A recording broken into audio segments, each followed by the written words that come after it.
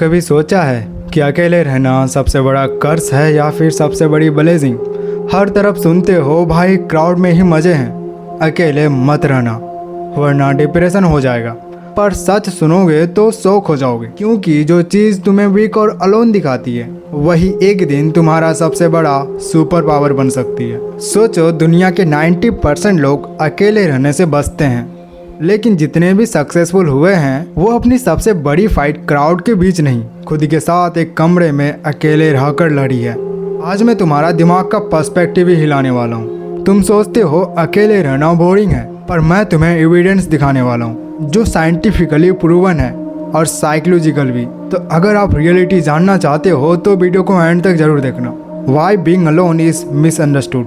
दुनिया के बहुत सारे लोग इंक्लूडिंग तुम्हें भी, तुम समझते हो कि अकेला रहना कोई डिफेक्ट है, या तो वो डिप्रेशन में है या फिर उसमें ही कुछ कमी है। रियलिटी बिल्कुल अलग है। मेन स्ट्रीम सोच कहती है कि तुम अगर लोगों के साथ नहीं हो तो तुम्हारे में ही कुछ कमी है या फिर तुम्हारे साथ कुछ गलत है। लेकिन अगर सच का एंगल देखे तो अकेले रहना वीकनेस का साइन नहीं है, इट्स एक्चुअली अ चॉइस जो सिर्फ थोड़े लोगों को समझ आती है।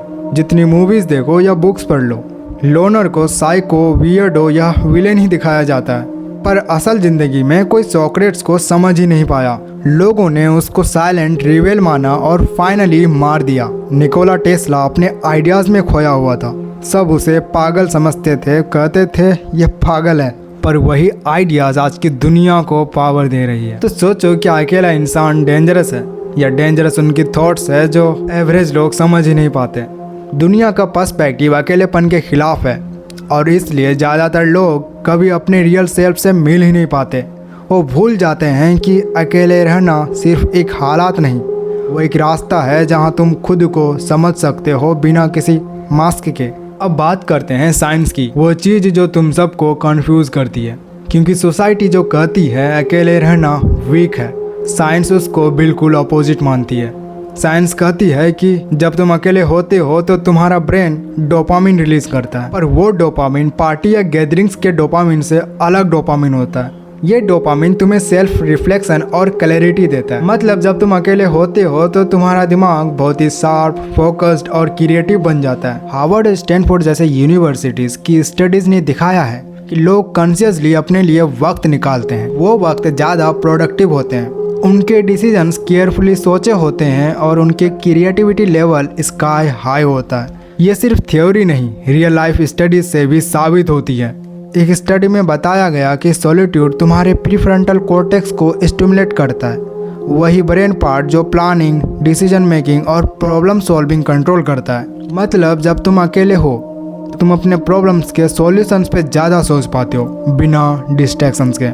और साइकोलॉजी भी कहता है कि अकेले होने से इमोशनल रेगुलेशन इम्प्रूव होता है, इससे तुम्हारा कॉन्फिडेंस भी बूस्ट होता है। जब तुम अपनी मर्जी से अलोन हो तो ये तुम्हारे लिए एक गिफ्ट है, जब तुम मजबूरन अकेले हो तब वो पेन बन सकता है। एक्चुअली अकेले वक्त बिताना तुम्हारे माइंड को सुपर शार्प बनाता है, तुम्हें अपने अंदर के बॉस से मिलवाता है। अब बात करते हैं उस इल्यूजन की जो दुनिया तुम्हें दिखाती है कि अकेलापन मतलब वीकनेस और लोनलीनेस मतलब फेलियर। ये परसेप्शंस हमारे दिमाग में छपा हुआ है, पर रियलिटी कुछ और ही कहती है। सोसाइटी ने हमेशा इन लोगों को एक कैटेगरी में डाल दिया है और वो कैटेगरी कहलाता है वीक, एंटी सोशल, कमज़ोर लोग। असली पावर तो उनके पास ही छुपी हुई है जिनके पास अपने आप को समझने की हिम्मत होती है। वो लोग जो अपनी जर्नी में बाहर के शोर शराबे से दूर होते हैं, वो अपने अंदर की असली आग को जलाते हैं। अल्बर्ट आइंस्टाइन, जेके रोलिंग, स्टीव जॉब्स, इन सब का क्रिएटिव मैजिक, इनका इनोवेशन उन्हें तब मिला जब ये लोग अकेले थे, अपनी सोच में घुसे हुए थे। वो लोग जिस तरह सोसाइटी से दूर रहकर भी अपने आइडिया से दुनिया बदल देते हैं, वो अकेलेपन का असली हीरो होते हैं। और मैं अपने एक्सपीरियंस से भी बता सकता हूँ कि जब मैं अकेला होता हूँ तब मेरी थॉट्स क्लियर होती है और शार्प होती है, फोकस होती है। तो जब तुम्हें लगे कि अकेले रहना लोनली या वीक बनाता है तो याद रखना, बाहर की दुनिया तुम्हें कंफ्यूज करती है, जो तुम्हारे अंदर के तूफान को समझता है वो अकेलापन को स्ट्रेंथ समझता है। अब आते हैं उन पॉइंट्स पर जब दुनिया के 90% लोग अकेलेपन से डरते हैं। तुम उसे अपना सबसे बड़ा वेपन बना सकते हो। सोचो, जब तुम कॉन्शियसली अकेले हो, तुम अपने आप को कंट्रोल करते हो, अपने इमोशंस को मास्टर करते हो, तुम दुनिया के उन डिस्ट्रैक्शन से अलग हो जाते हो जो तुम्हारी ग्रोथ रोकना चाहते हैं। और ये बात सबको नहीं समझ आती। सबसे पहला बेनिफिट तुम्हारा सेल्फ डिस्कवरी होता है। तुम अपने आप से मिल पाते हो कि तुम क्या हो, तुम्हारा पोटेंशियल क्या है और तुम कहाँ पे स्टैंड कर रहे हो।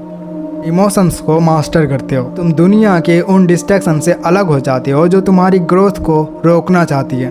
दूसरा, फोकस और प्रोडक्टिविटी का लेवल हाई होता है। जब तुम अपनी एनर्जी किसी क्राउड में वेस्ट नहीं करते, तुम्हारा दिमाग सिर्फ एक ही गोल पर लगा रहता है। और डार्क साइकोलॉजी के मुताबिक डिस्ट्रैक्शंस तुम्हारे दिमाग को तोड़ता है। जो लोग कॉन्शियसली डिस्ट्रैक्शन से बच के अकेले रह जाते हैं, वो अपने आप को बचा लेते हैं। और तीसरा, इमोशनल इंडिपेंडेंस। जब तुम अपना इमोशनल सपोर्ट खुद बनते हो, तुम किसी के मुंह के लफ्ज़ों से या बिहेवियर से कंट्रोल नहीं होते। जब तुम अपने इमोशंस को खुद समझते हो, दुनिया के टॉक्सिक लोग तुमसे दूर हो जाते हैं बिना कुछ तुमसे कहे। दुनिया में सबकी अपनी अपनी रेस होती है। लोग कंपैरिजन करते हैं, अपने आप को किसी और से नापते हैं कि वो ऐसा है, मैं ऐसा नहीं हूँ, वो ऐसा है, मैं ऐसा क्यों नहीं, और फिर डिसअपॉइंट होते हैं। जब तुम अकेले होते हो तो तुम्हारे पास टाइम ही नहीं होता है कि वो कैसा है, वो क्या कर रहा है। तुम सिर्फ अपने आप पे फोकस करते हो। तुम अपना बेस्ट वर्जन बनते हो बिना किसी वैलिडेशन के, बिना किसी अप्रूवल के। ये फील गुड मैजिक तब आता है जब तुम अपने आप से कनेक्ट होते हो, जब तुम अपने आप से कनेक्ट कर पाते हो। और ये कनेक्शन तभी बनेगा जब तुम अकेले रहना सीख जाओगे। तुम जिंदगी के हर चैलेंज को एक कॉन्फिडेंट वॉरियर की तरह फेस कर सकते हो, क्योंकि तुम्हें पता है तुम खुद अपने दुनिया के किंग हो। अब बात करते हैं उन पॉइंट्स की जब तुम अकेले होते हो तो तुम्हें क्या करना चाहिए। पहला, जर्नलिंग और सेल्फ रिफ्लेक्शन। जर्नलिंग सिर्फ डायरी नहीं है, यह अपने सबकॉन्शियस माइंड से बात करने की एक तरीका है।